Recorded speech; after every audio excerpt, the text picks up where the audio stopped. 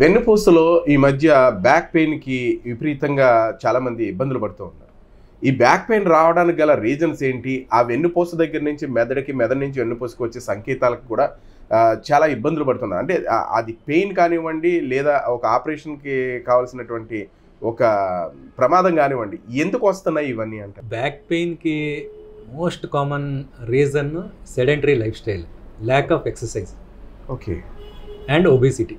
మనం ఏంటంటే నార్మల్గా బాడీ బ్యాక్ అనేది, స్పైన్ అనేది ఒక రకమైన బ్యాలెన్స్ మెయింటైన్ చేస్తుంది. ఓకే, ఆ నార్మల్ కర్వేచరు, నార్మల్ బ్యాలెన్స్ ఉంటే యూజువల్గా ప్రాబ్లంలు రావండి.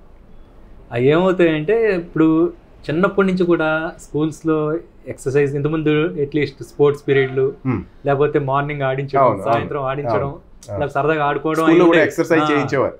ఇప్పుడు అందరికీ చదువు చదువు చదువు అనేటప్పటికి పిల్లల మీద ప్రెషర్ పెట్టేస్తారు. చదువు ఉండదు. మార్నింగ్ లెగుస్తున్న కాడి నుంచి నైట్ పడుకునేదాకా చదువుతూనే ఉంటారు.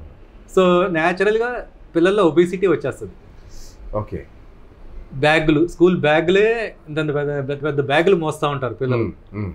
దానివల్ల కూడా వెయిట్స్, ఎక్సర్సైజ్ లేని బాడీ బ్యాగులు మోసేటప్పటికి వంగిపోతూ ఉంటుంది.